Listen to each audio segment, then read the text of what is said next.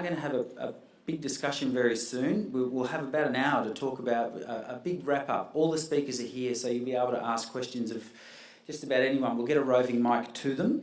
I also want to invite Lee Helen to sort of make his way towards the podium as well, because I believe you'd like to say a few words on behalf of SEBA.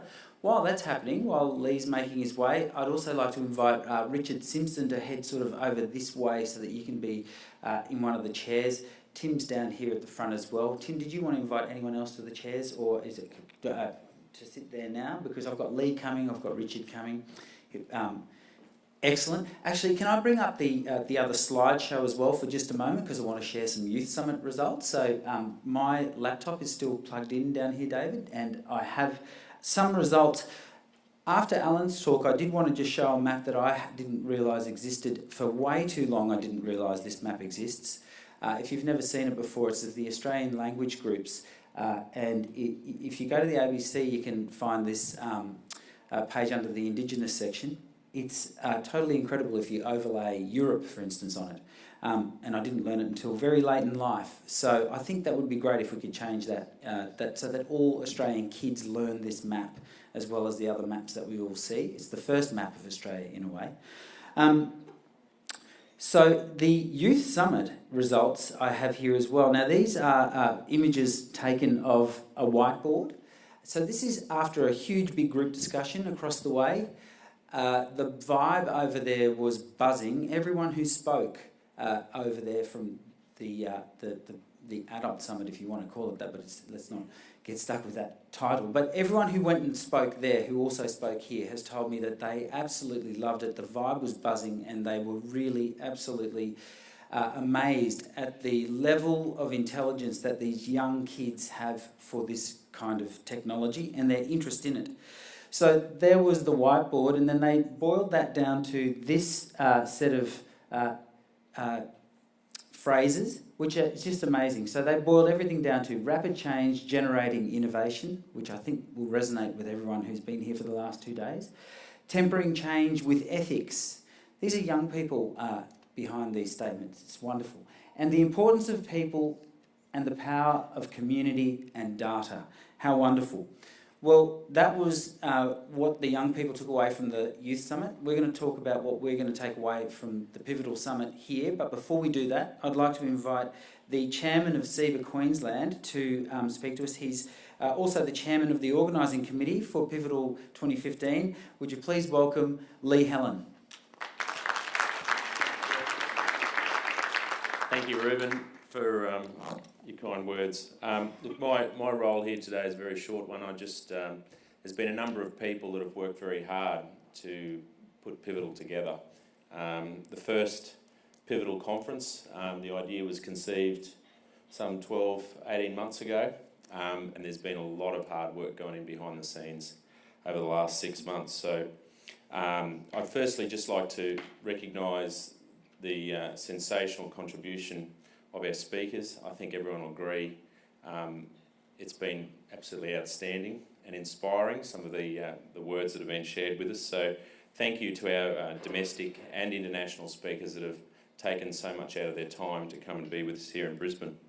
Our sponsors, again, if I can recognise them, Singapore Airlines, our airline sponsor, QUT IFE, Pixis come all the way from North America. Thank you very much.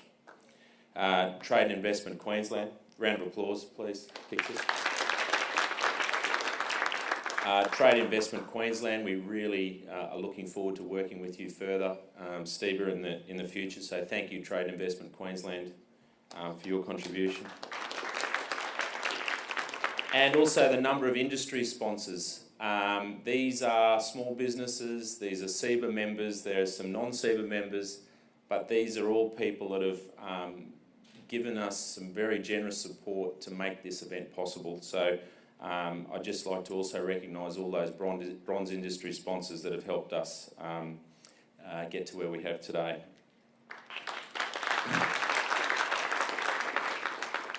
Obviously, all the delegates, thank you everyone for contributing to this conference.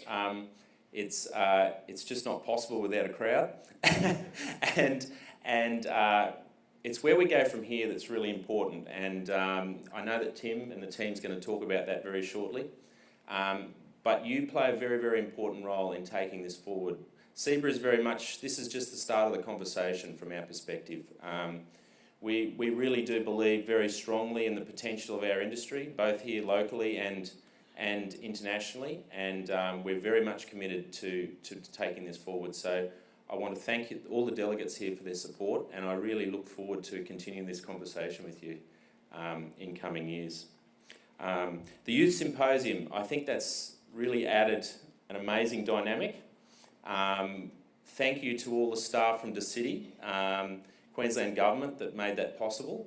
And look, I think that's something that we may have set the bar in terms of future events, in that it's extremely important. One of the key functions of CEBA is supporting skill shortages in our area, in our field, and we are always very focused about supporting new entrants into our industry, and I think the Youth Symposium's been a great injection of energy into this summit. So thank you to the city for putting that together. Round of applause. I'll be quick. Tweeters, you're out there, you've done a superb job. I can kindly say that social media has been amazing. We are trending on Twitter, people. We are trending on Twitter. So thank you to everyone who's supported. And as I said, this is just the start of the conversation, so let's keep the social media going on this topic. Behind the scenes, there's some very special people that have worked very, very hard to make this event possible. And I just want to recognise the very special efforts of a couple of people. Vicky Dwyer from V Events. Vicky is up the back there. Vicky doesn't, she's not one for the spotlight, Vicky, but she has been doing an amazing job over a long period of time. She's put up with a lot of, passionate people that have all got their way of doing things, and we all have those individuals that we have to deal with, and Vicky's been extremely tolerant. Thank you, Vicky, for hanging in there and doing what you do to keep this conference on the roll, so thank you. Kay Cleland from the CEBA office. Round of applause for Kay, please. The CEBA board's full of small business owners. We're very fixated on figures. Very fixated. Kay has very kindly kept our budgets in order, kept our figures rolling, but not only that, supported all of us in terms of the operations to keep this, keep everything moving on this conference. So Kay, balancing that with your full-time job of families and running the CEBA office and all these types of things, it's just been a phenomenal effort. So thank you very much, Kay. Richard and Tim, dynamic duo, thank you for your collaboration, cooperation, ideas, inspiration. Thank you, gentlemen.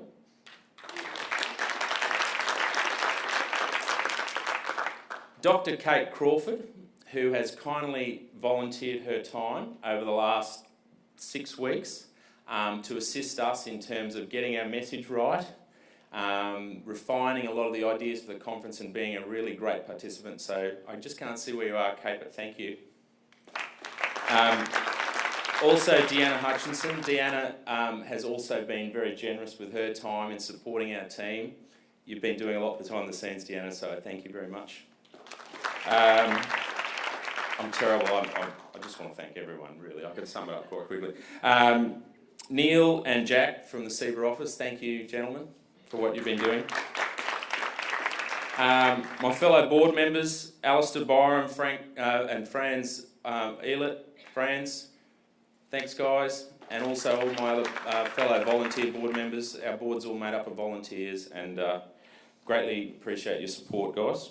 The QUT team, there's been some great people from QUT that have helped Tim and the team put together the program. So I know Dr. Angie Reeves over there. Thanks, Angie. John Hayes, Bob Owen, Cheryl Drescher. Thank you, Dr. Drescher, that's great. And Last but not least, our MC. You've done a great job. True scientist, on the go. He's fixed computers, he's added comedy, he's done the works, and Ruben, seriously, genuinely, on behalf of SEBA members, thank you for taking up the challenge, and thank you for everything you've done. You've done a superb job, and look, we hope we can do it all again sometime.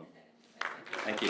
Now, I think one of the board members got a gift for Ruben, is that right? Igor, yep, so thank you, and please, thank you.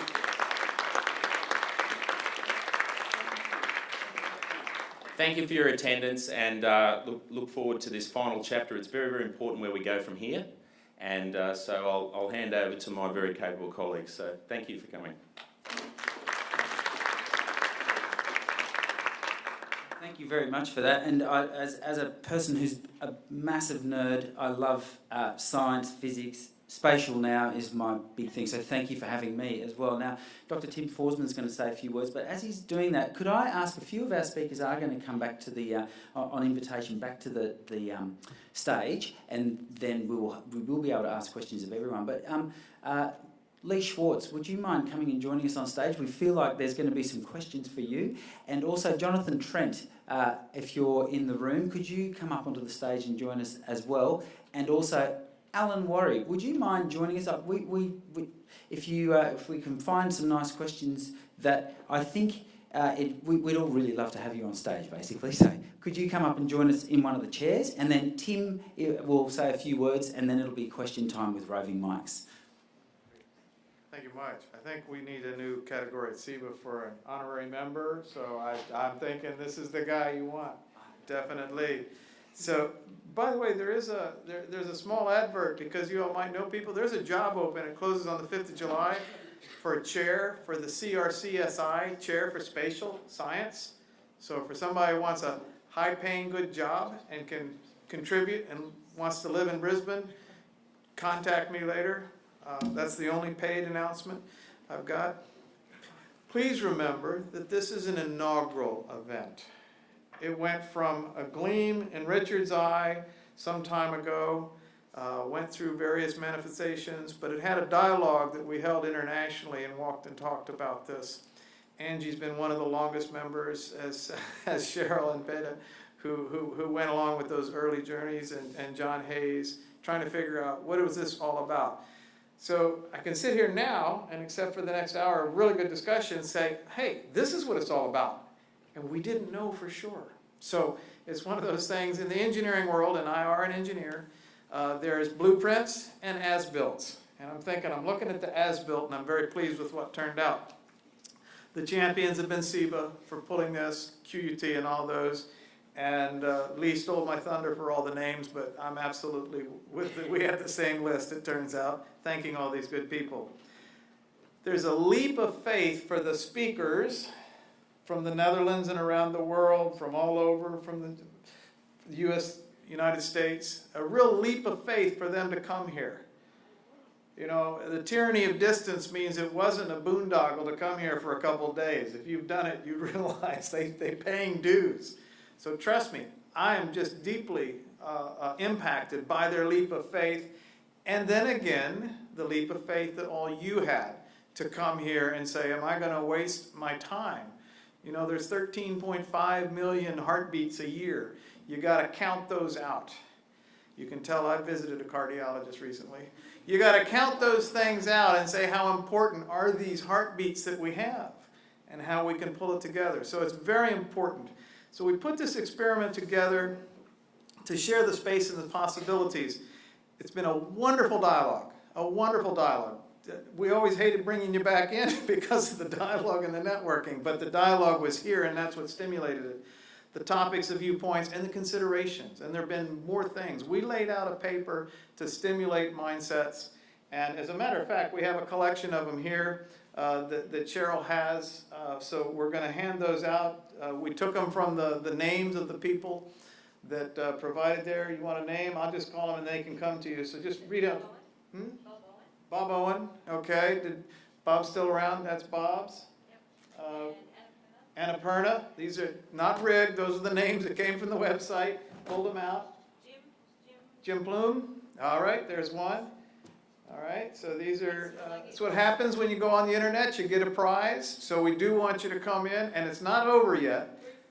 Ruth Luscombe, Dr. Luscombe, yes. Angus? Hey, yay, Angus. Winner. And Lee. Again. So those are just small. Again, we try to reward those that participate. So please, as you think about this dialogue, get on the internet and come back to us. Where is she? Oh, okay. Yeah. No. I thought I mentioned Peter Mitchell, Dr. Peter Mitchell. Hopefully she knows that I know. I thought we mentioned her. My apology. We think we might have missed her. Where is she sitting? She's awfully shy. She's been awfully important. She came across the campus and made me happy when I'd been there about a month. So she's the one that helped me on this journey while she was making the next generation, as a matter of fact. So the convergence of ideas, as we said, and that's why we're handing out this. We need your input. This isn't just based on 4 authors. This is based on, we laid something out there and said, this is what we think we're seeing in a meta-narrative. This is what we think we're hearing from you. Please write to us. Please make that a strong document. And your name, if you put it in there without being anonymous, we can thank you. Otherwise, you're an attendee here, that you'll be thanked in the aggregate. If you give us your name, we will thank you and put it in the document. So you want anonymity, or would you like to be a star? So please send us your name. The convergence of ideas, some of the things that came out of there, and I hope this comes out of our conversation, untapped potential for humans. The untapped potential for human engagement that we've seen in all kinds of sectors. Very exciting. To collect, to interpret, to analyze data, and to use data. The spatial information, sustainable development, its integration for health, for social aspects, for smart cities, for prosperous businesses. As I said in New Delhi, you can make a fortune saving the planet. We need people to understand that. So there's a need to vocalize these discoveries. SIBA's doing the best they can. Help SIBA get this message out, because as we talked about earlier today, people don't understand. People aren't getting the message. This is up to us. Ongoing forums, there's going to be a lot of opportunity to collaborate. So we need to educate, innovate, engage, and get entrepreneurs in a variety of the different societies. It's not just going to be SIBA. SIBA is a catalyst for getting others to come aboard. So please think about all the other things, your PTA, etc. I say PTA. I've given talks at the Rotary Club. I can't even think of the name of it now. It starts with an I and it's out to the west. That's the pressure. Ipswich gave a nice, at the Rotary Club. They love it. They're coming in. They're bringing together a collection of Rotary clubs to find out why spatial, how it can be meaningful in their lives. Because they're community builders they didn't know about. So go out to groups that you didn't know about and realize what you can bring to the table. Communication about issues. Again, we talked about building on all of that. So that's just what I had to say to think about the overview. And we need your input.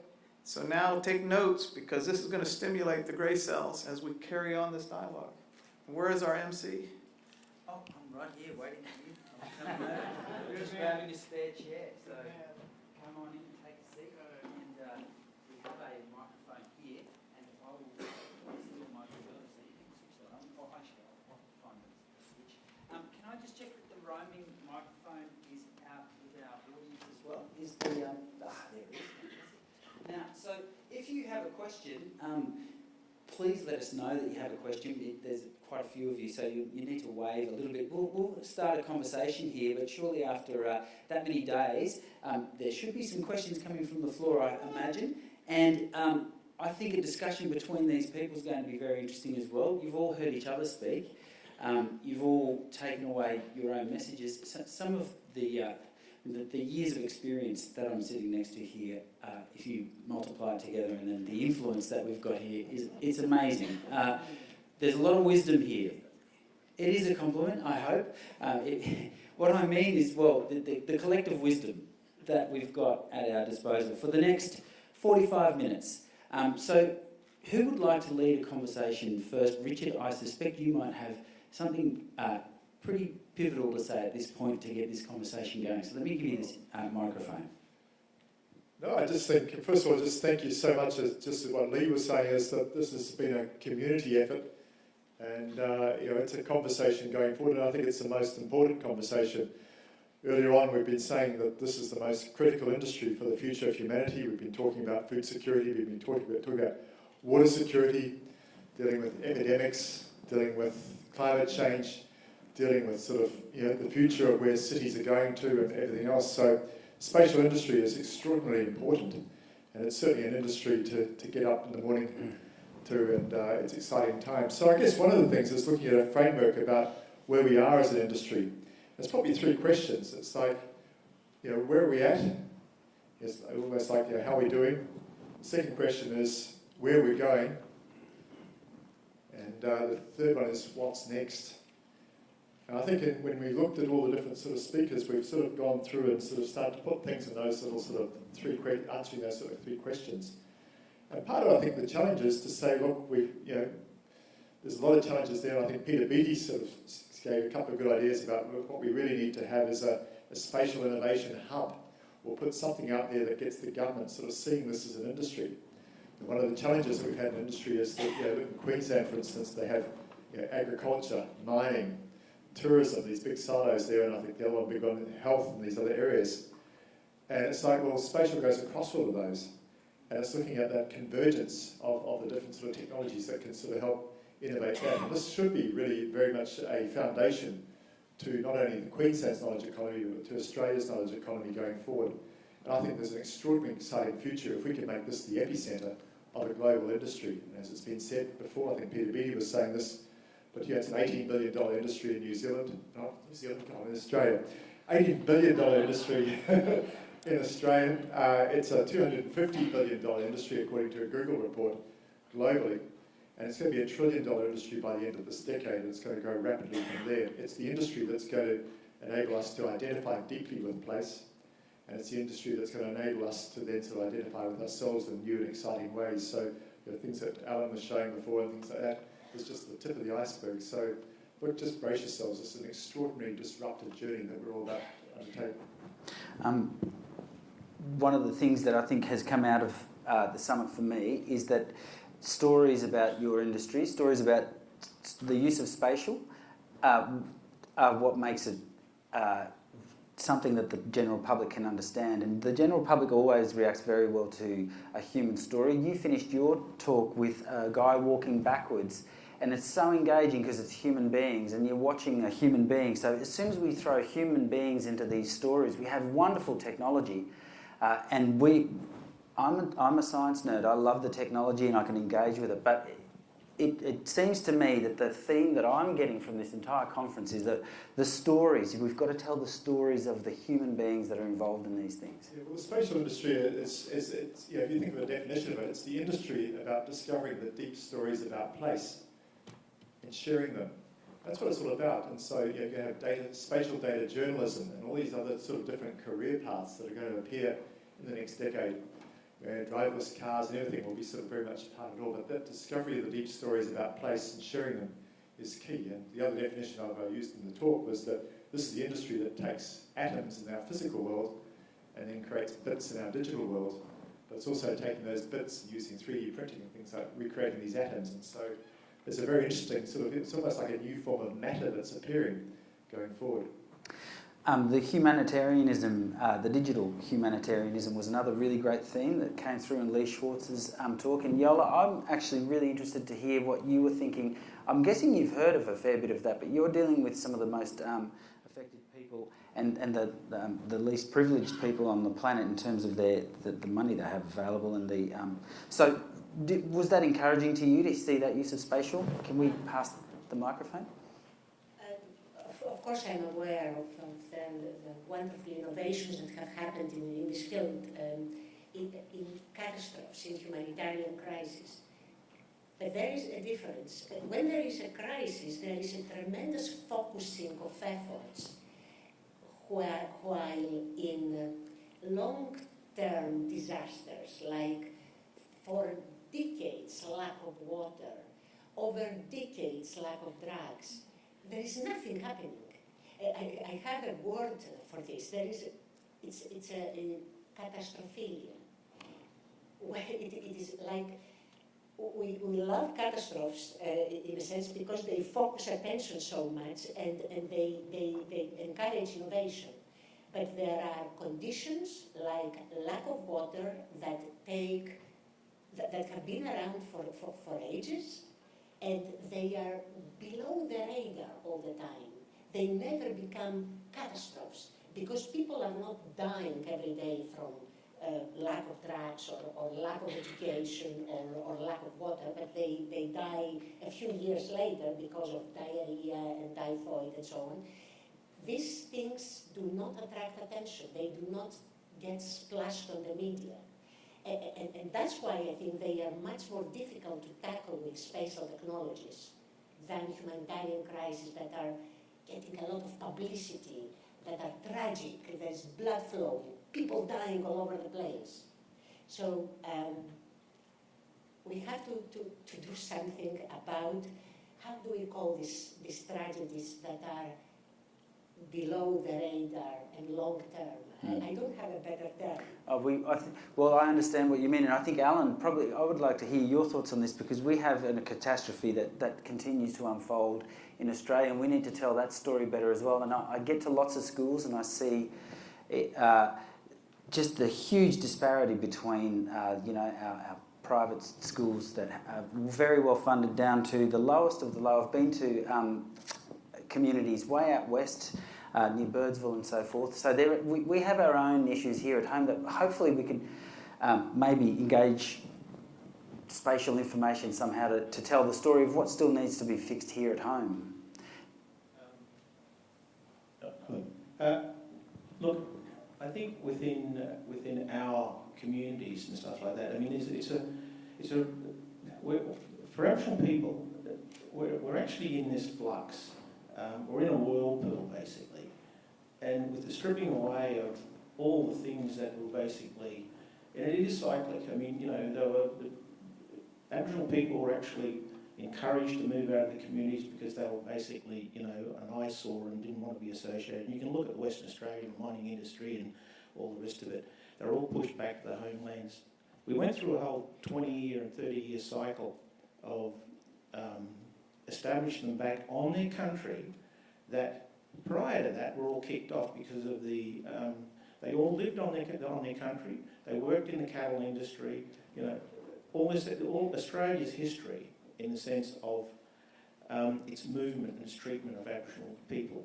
Yes, it's got some highs, but it's been a pretty constant low. It's been speed bumps, it's never been hurdles. It never gets off the ground. Where we are now,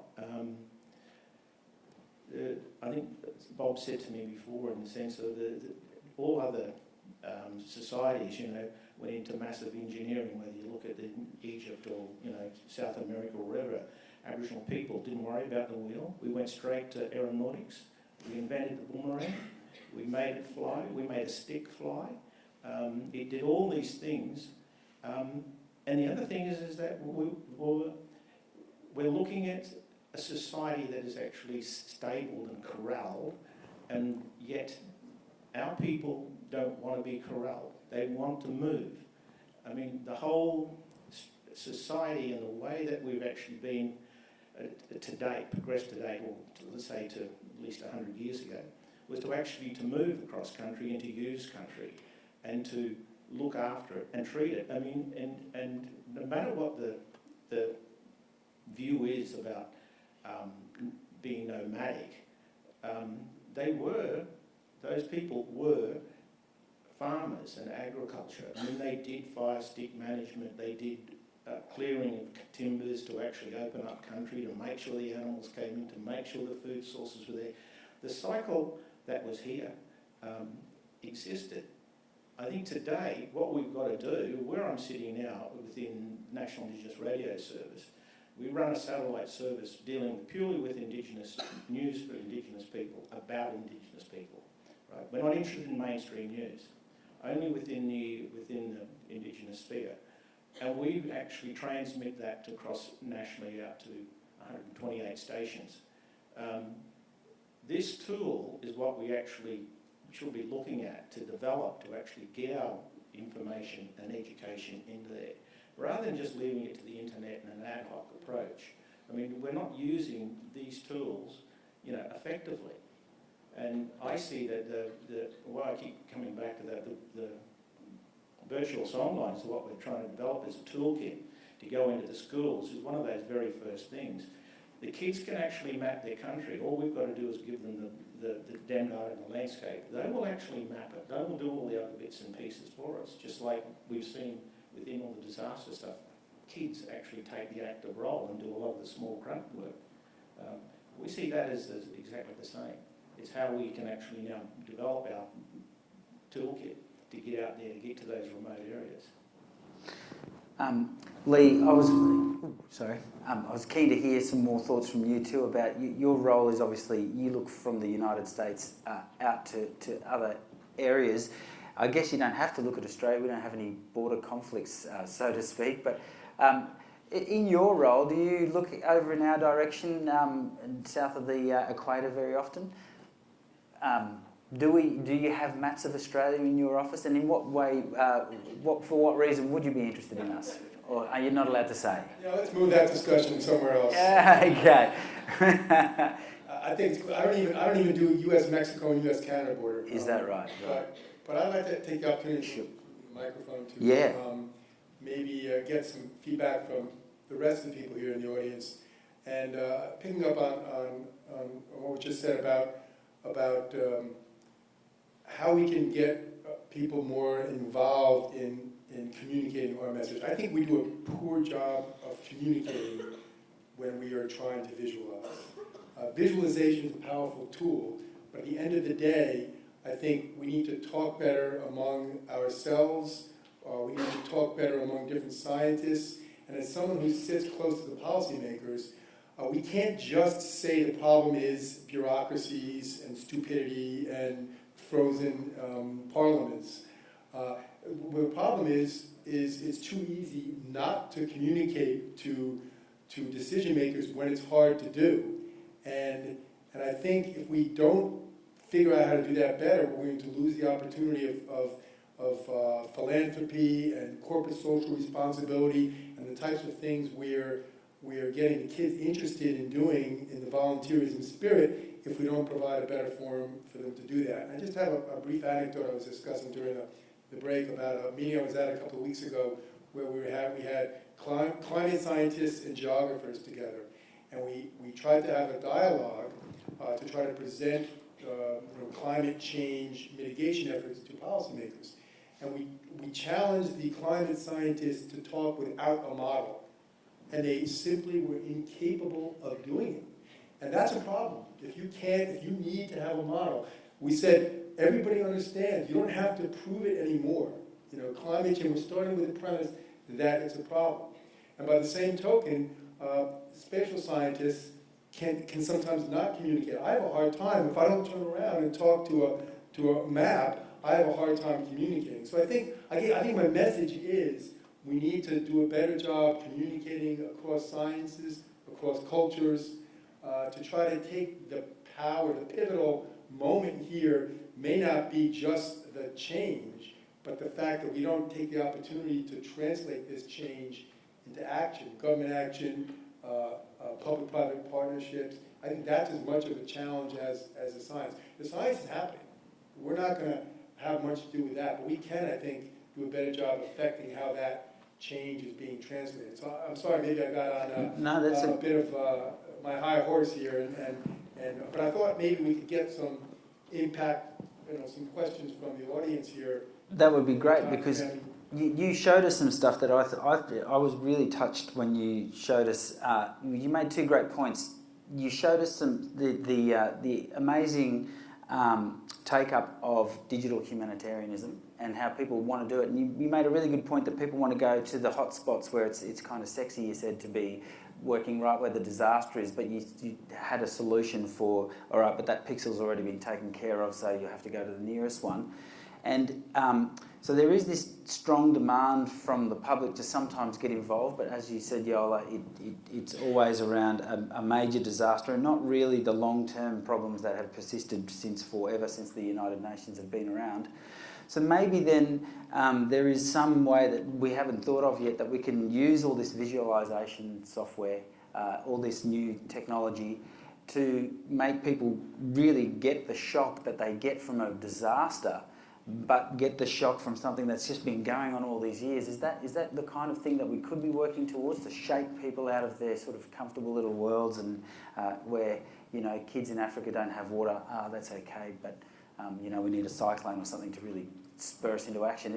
I think probably the best example is the Ushahidi example of Mount Kibera in Kenya, where there was a slum of 1 million people that didn't exist as far as the Kenyan government was concerned, because they were squatters and they weren't in the census.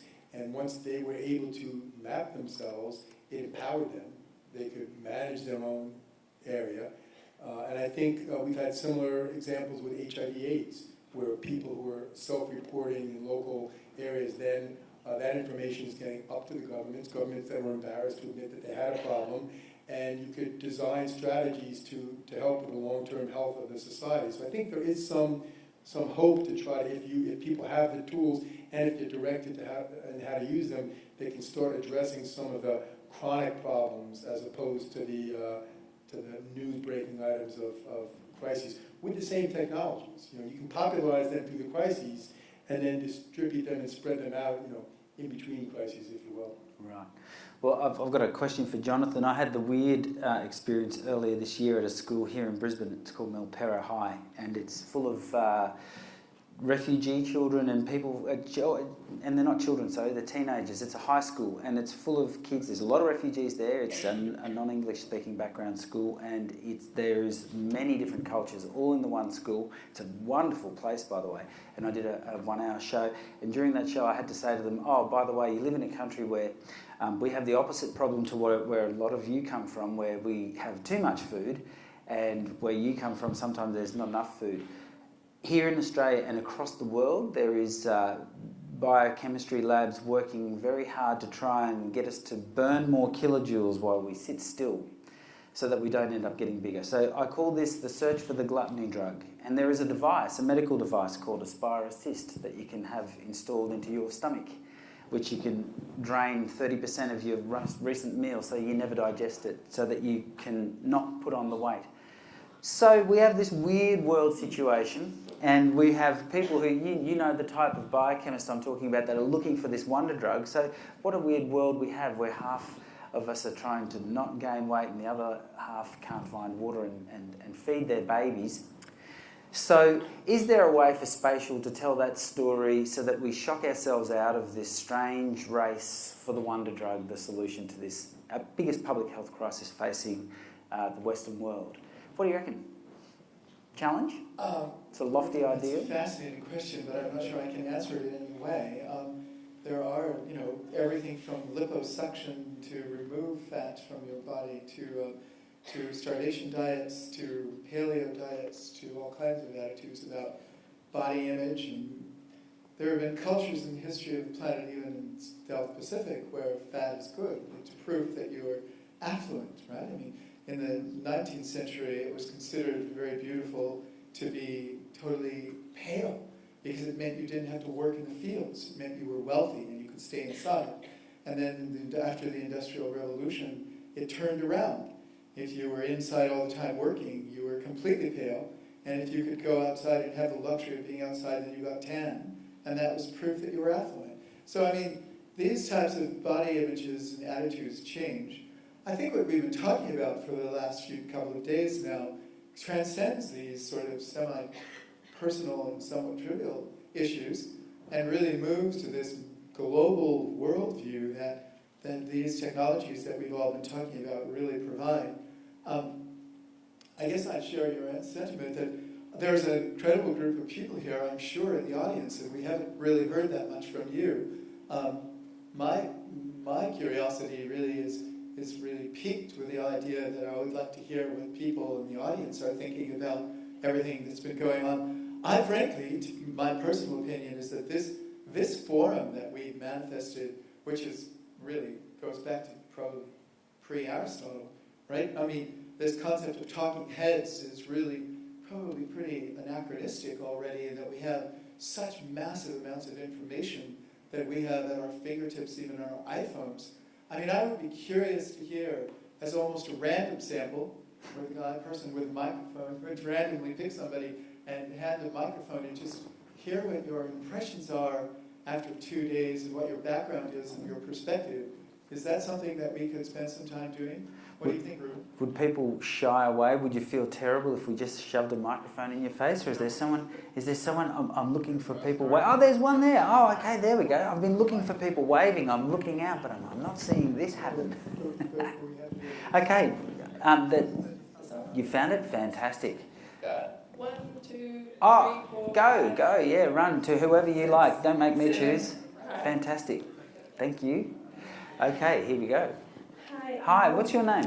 My name is Anita. I'm from QT here on the student scholarships. So, first of all, I'd just like to thank all the speakers and the organizers. I feel really privileged to be here listening to all the wonderful work that's been done. My question was for Alan, really. The visualization of Sydney was just a beautiful thing to see on the screen, and I just thought that when I was a student and if I had to sit through history lessons, which were just visualizations of games, how different my understanding of the past would have been, and so much more interesting than just learning a bunch of dates, but you're actually getting some useful life skills out of that. So my question really is, Ruben showed a map of the First Nations Australia. Is there a plan to visualize how much of that is going to be visualized like we saw Sydney, can we expect to see other areas, and how long will it take? Well, hopefully in my lifetime as much as we can, and then for it to actually be a tool. I mean, we started off as being, my mad idea was that I wanted Brett and I to be actually managing the portal of everything to do with Aboriginal people in Australia to come through. And that was back in the late 90s and 2000. We didn't have the tools or anything. Now we're actually, I think we're a little bit smarter. We're actually coming down to just 4K square tiles and just totally rebuilding those bits of landscape. And I think once the first ones we get up and really as set in places again, hopefully it'll just go right around the country. Hopefully driven by our own people to start off with, and then for it to be just out there. There's a lot of difficulties with it in the sense of, people who have still their culture and their ceremony and that still intact about how that is actually manifested and presented. So, yeah, Australia is what we want. We want it back.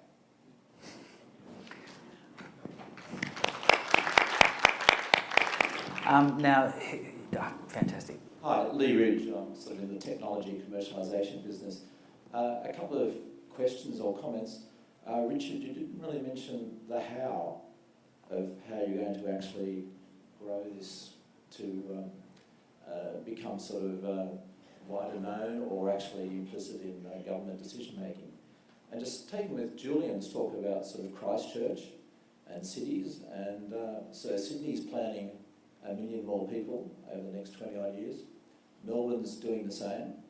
And I was struck by the powerful sort of visualisation of how cities perhaps can look, and then looking at the BIM idea of how buildings, and so I see there's great opportunity of growing cities that are actually going to happen, transport networks.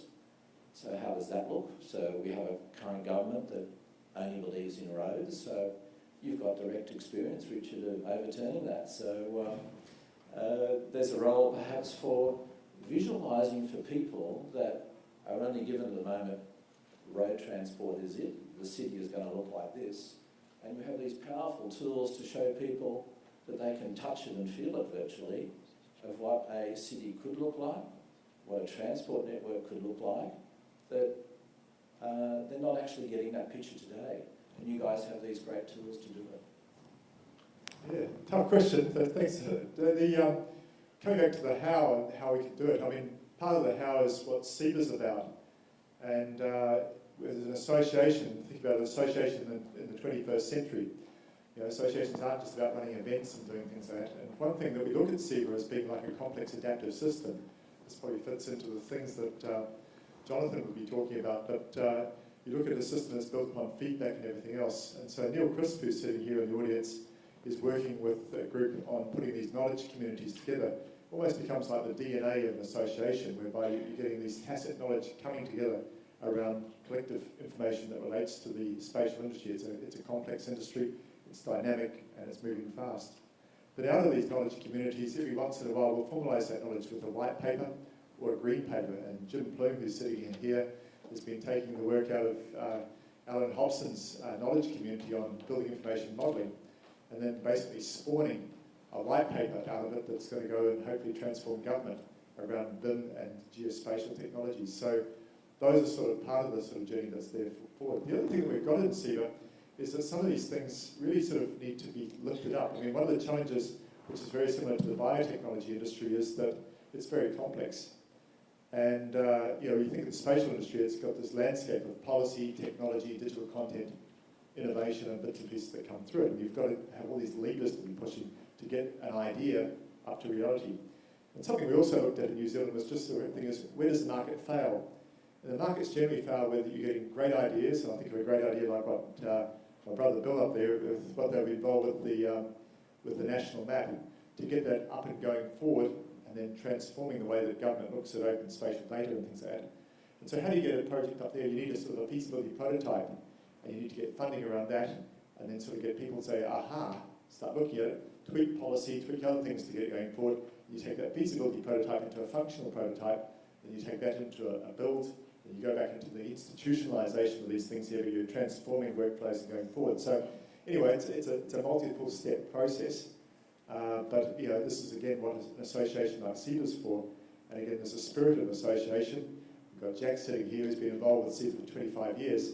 But you know, it's belonging to something rather than getting in behind it and making that work as a body of people. I'd like to comment about that too. One comment is, following up what you just said, Richard, is that timing seems to be one of the most important features. And that is to say that you have to be doing things at the right time with regard to how people are going to accept it and what technologies are available to get out there. But I talked to everybody about the Omega project and sort of suggested that we were trying now to launch this into the world, and timing is a huge issue. And of course, place is also an important question because different parts of the world are in different time worlds as well. So space-time is really not separable in that regard. And different people will have different attitudes about things. But in response to the point you just made, there may be ways of moving this sort of out of the box. I mean, one of the people who's on the advisory panel for the Omega Global Initiative said that I should make a feature movie about this.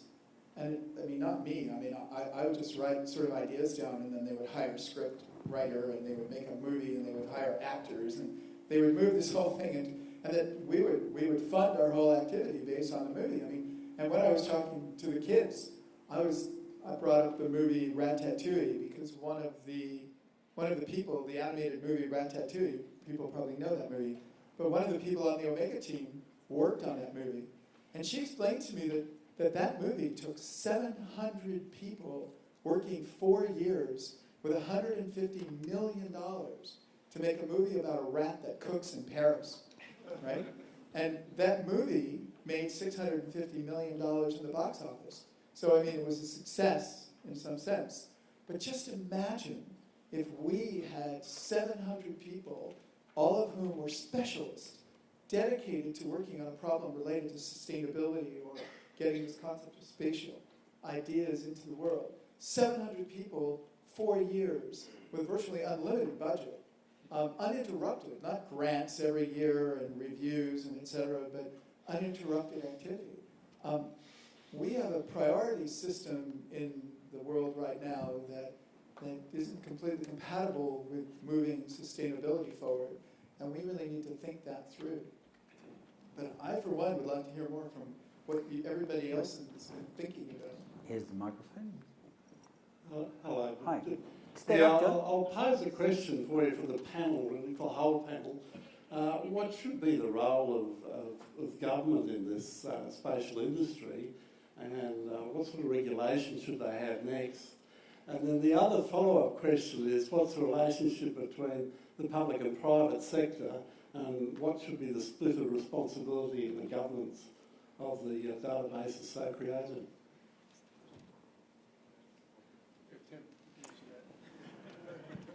He's dealt with governments before. I have some experience. The government should get out of the way more often than not. I quote a gentleman that's sitting right here. Governments do what government and let businesses do what businesses do. And it's a balance. Open data, and there's a lot of nuances in the open data issue. But from the government perspective, the government should get out of the way. Taxpayers pay for the dollar. For the data, it should be going out immediately, not next week, not after we've done the metadata, not after we've checked. No, it should go out immediately because the citizens can do more QA, as was pointed out in terms of humanitarian and other aspects, than the government can ever do. And data rot is really the issue when you go into their drawers and closets. You'll find out that they can't even consume their own data. So that's one reason why we need to get them changing the modus operandi. So the policy, the leadership should say, how can we get this out the door to maximize the investment? The Aarhus Convention was international. Many people signed on, said if you paid for the data, it's a citizen's data about the environment, all the citizens should get to it. So they really need to come back with a universal appreciation, get out of the way of progress, which the business and the associations will jump onto, which the research agencies will jump onto, and scientists will jump onto, because government should be stewards in a way and help process and protect. So there's the IP involved in initials. There's a few things there that they should do.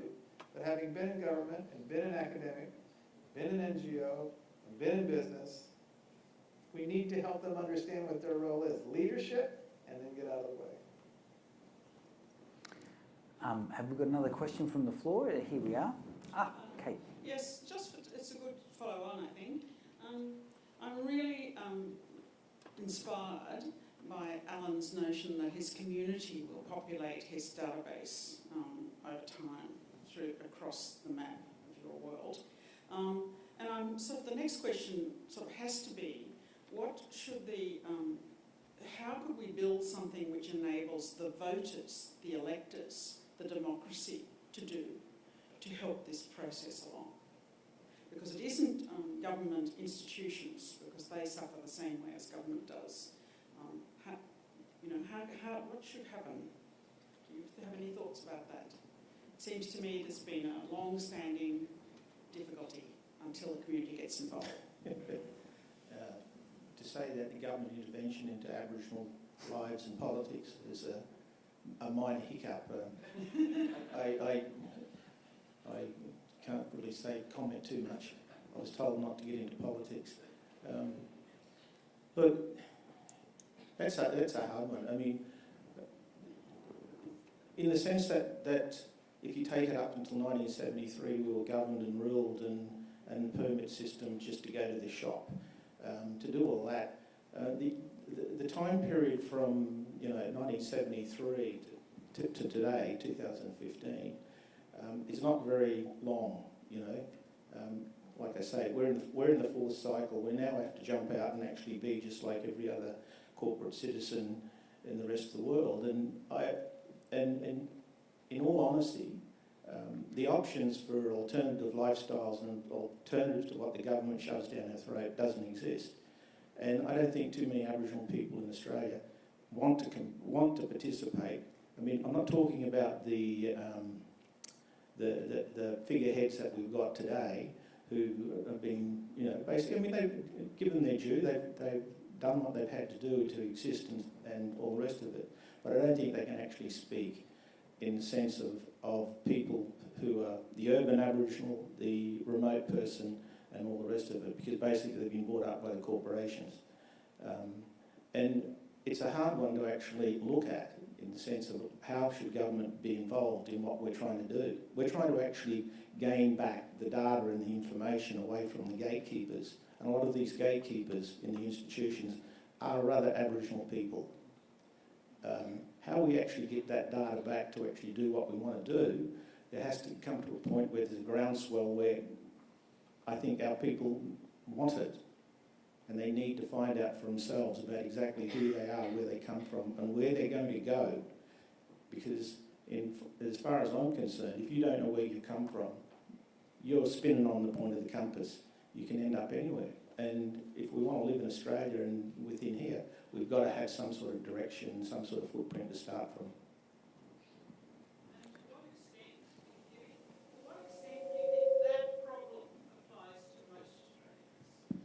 To most Australians? I think...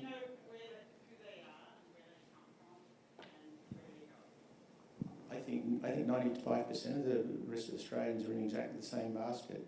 The difference is, I think, for Aboriginal people, we can get into the, double citizenship and all the rest of it. Everybody else can always go home to visit their grandparents or their ancestors' lands. When we go home to visit our ancestors' lands, we're standing exactly where we are. That's a very good point. That's an interesting trek for most Australians. Yeah. So thank you. Next question. Fantastic. Thank you. Okay. Hi. Oh, Neil. Hi. Have you got the microphone? Yeah. I have. Okay, Sorry, I'm not cutting across someone else's question. It may be a little technical, a little dry. I'm a lawyer. My apologies. Anne and I presented yesterday. It just occurs to me, and I noticed Tim's, I'll just say faint touch of scepticism when it comes to some matters government. Anne and I, in our presentation about law and implementation and Creative Commons licences, we were talking about information policy, and we were talking about the principles that underlie that. I'm probably talking more in the context of the Queensland government, but I'm not in any way singling it out for criticism. I'm just trying to open up perhaps another angle for dialogue between this group and government. And I imagine that's a dialogue which is already ongoing because we've got Queensland government supporting this initiative. I've got many old friends who are key players in some of the key policy areas now, who I've known for many years. But so we've got information policy, we've got open access or open data principles, we've got the portals. If we want to, if you like, connect or start, what's the right word, meshing, probably an imprecise use of that word, the pivotal principles that may well be being refined and emerging from this initiative, which is a very impressive and very, I think, extremely information-rich initiative. Is that an opportunity for this grouping to be engaging with government, starting perhaps with the Queensland government, to see how and to what extent, and whether in fact they're already covered, the key or the pivotal principles are reflected in present government policy? Because in a state the size of Queensland, quite often the practices and, shall we say, policies of government are important towards establishing norms within society, because in many senses the state government is the biggest game in town. Just I appreciate your thoughts, including Tim's, I think, initially. Thank you. I want to pass this on to Richard, but I also want to mention, thank you. I was going to say, because we have global and local activities here. I came here because I thought Brisbane and Queens and Globe, the leadership, NICTA, what they're doing national, had the potential to be a global model. And I did it with my friends in the International Society of Days Worth, who are looking around the planet, and we get together every couple of years or every year to discuss that. So what you're saying, I applaud. I think it's the mission of CEBA, which I don't represent you at QUT, but I think that in the sense we have you all here, giving it that context is very, very this is also one of my contributions to the pivotal draft document. And a response, I hope, partly to your comment. I think that we have to go beyond open data. We have to start working towards more open decision making. I don't even dare to say open decision making, just opening the political decision making up so that we can see, especially in the countries where I work, on what kind of wonderful and sophisticated information these decisions are based on. And this is fundamental for me. I think open data is wonderful. Please don't get me wrong, and I'm very supportive of the Obama Open Government Partnership, and there are tons of initiatives now around the world, but there is a lot of lip service paid to this concept. I mean, I have seen many governments opening up some rather trivial data, that just happened to be there. So we pretend to be open and we open up this data. Others are taking it much more seriously. But what is needed is more access to decision-making fora, more openness in that sense. And that's where we will start understanding how do they decide what they are deciding? How are they setting targets? For example, for malaria eradication, for building schools, for increasing rural water coverage.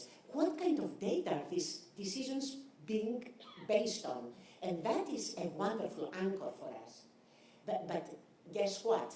They won't be willing to open up. So that's my activist side coming up. Well, we have to shout. We have to use our voice. We would like for them to make transparent how they came up with X, Y, Z decisions. Not only the data.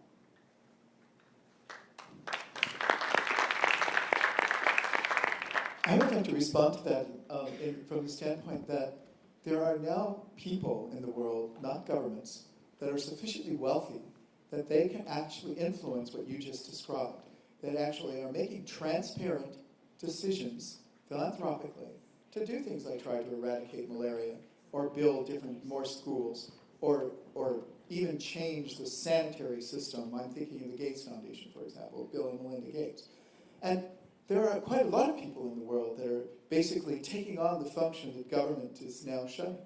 And perhaps really we shouldn't be so focused on trying to get them to do things, but rather we should try to move the world from our perspective by providing these very, very wealthy people that society has, for one reason or another, rewarded, and some of whom still have a bit of a moral compass left and are not, realized by doing the calculations that they can't possibly spend all their money and they can actually give it away. And there's a lot of people doing that. Do you have a response? Yes, of course. I mean, then we should elect them to governance.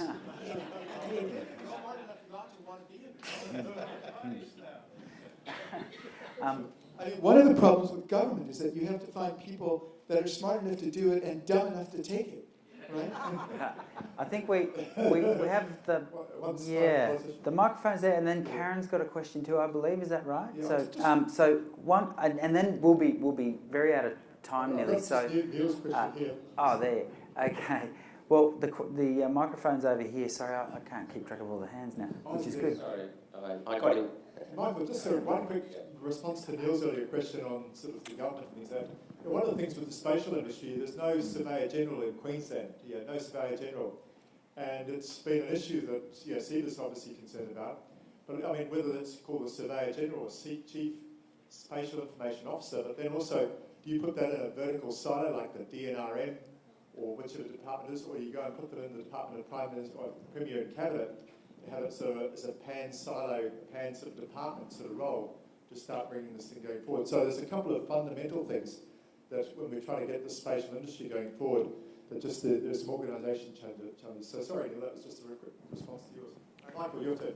Yes, hi. And then A friend of mine who's a solicitor or Queen's Counsel suggested that you should never ask a question you don't know the answer's going to be given, but I'm not going to do that. I'm going to ask a question that's completely left field that you might not be expecting, and that is, what you have brought together has been a fantastic demonstration of our ability now to engage our community as citizens. We've over the last 100 years we've become consumers, and we for the first time now can reclaim our role as citizens, I think, through this technology. So absolutely well done, guys. That's been clearly demonstrated in so many ways, and that's the positive side.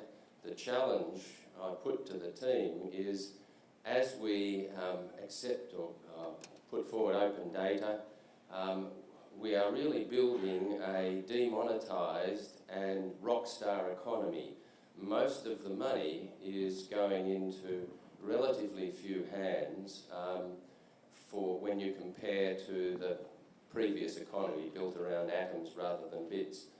You just look at the apps that are on Apple and in the iStore and so on. Only a very small percentage actually make much money, and as we engage more and more people, then the people who provide the best ideas and software are going to rise to the top.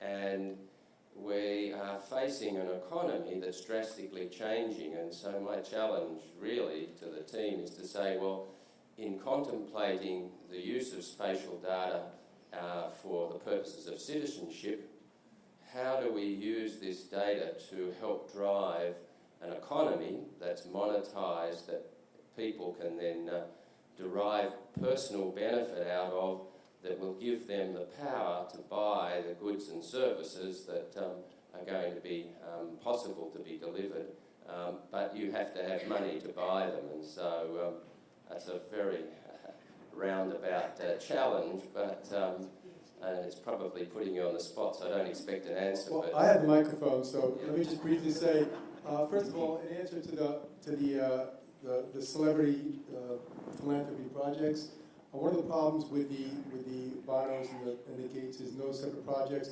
is they're not necessarily always sustainable, and so I think your question brings us back to one of the core tenets of the agenda, is that anything that's done, if it's not done with a focus of sustainability, will lose the collective effort of what we're trying to do. So I think without answering your question, I think just focusing on the concept of sustainability in development is critical.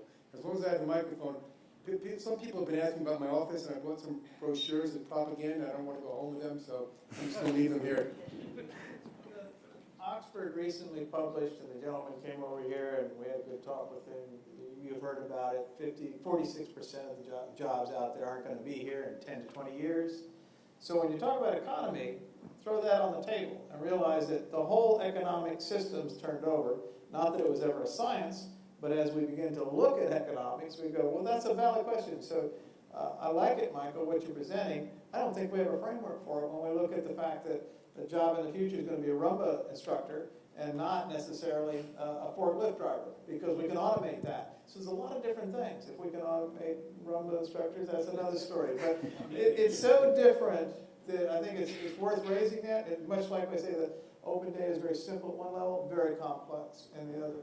But the role of government in that is, and I go back to my old boss, Kofi Annan, and he said it's a type 2 partnership with government, industry, academics, and NGOs as the 4 horsemen of this, and I believe in that. So it's not one without the other. And those are the partnerships, and that's why I admire Richard and the SEBA team. They've brought to the table, they've worked together, they're talking about policy, they're bringing them in, they're having breakfast and lunch seminars with the Lord Mayor and other leaders in there talking about these subjects. So they really have an incredible track record, and that's what we need to do more of.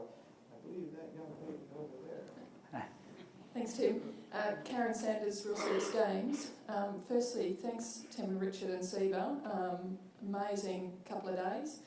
I've got a couple of comments. So one, with just picking up on Alan's discussions. From a developer's point of view, our team was one of the teams working on virtual songlines, and when our developers were given permission to build Sydney Cove pre-settlement, and were led by Alan and Brett in what to do, those guys, they worked 24/7. They were totally emotionally engaged in this, and if we could get them to work like that on some of our day-to-day work, oh my God. So there's a real emotional desire through the whole of the community to participate in what Alan and Brett are trying to bring to fruition. And if we can get the technology out there to people, I think they'll assist. So that's just a comment. The question for me is about going forward, Richard, and one of the things I've seen out and about is ambassadors. So actual people who've spent a couple of days being trained in delivering the message out to the broader community, and whether Pivotal needs formal ambassadors out there in the next year to really drive the agenda. Good question, but I'll pass this back to Lee, because Lee was talking before about digital diplomats. I thought that was a nice alliteration on digital diplomats, but from the experience that you've had in the US, I totally agree with the point is that there's the advocacy that needs to be taking place at all levels. It's not just, the experience we have everywhere is if you don't have what we call a champion. If you have to identify a champion, it's not necessarily someone that makes logical sense. So sometimes it takes work to find the right person, the right organization to champion any partnership. So I think that's critical. And I think applying that model to what Steve is trying to do and QU2 with Pivotal would be a great idea. Yeah. Also, just in further, just the knowledge communities that we're talking about, we sort of see it having a champion for the knowledge communities and using that to be typically the ambassador going forward on particular matters. And again, bringing in crowds and assimilating sort of different ideas and other groups into the organisation. We are nearly on time here, so we're literally at 2 minutes to 6. So I'm pretty keen to maybe wrap things up, and sorry if you didn't get your question in there. I think we've covered off. Yeah, that's right. We can keep this conversation going outside of this space. So we'll convene in the foyer. I believe there are some drinks on up there. That's what it says on my schedule. If there's not, we'll go to the pub downstairs from the Ridges. There's lovely fires in there inside glass tubes. It's all very fancy.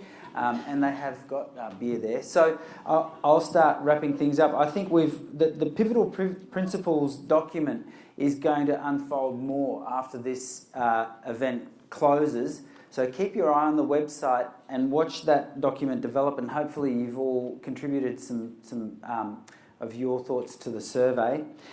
It's been an incredible couple of days. It's been a really big couple of days for all of our collective brains to take in a heck of a lot. We've gone from the ginormous to the tiny we've taken in a heck of a lot. We've been joined by some incredible speakers. It couldn't have happened without Richard Simpson, Tim Forsman, and all of the people that Lee Helen thanked. And there's probably even more than that. But also, it couldn't have happened without you, obviously, for coming. So could I, on behalf of everyone here, thank all of you for coming along. Thank you. Thank you to all these wonderful people. Thank you for having me, and we'll see you outside for a drink.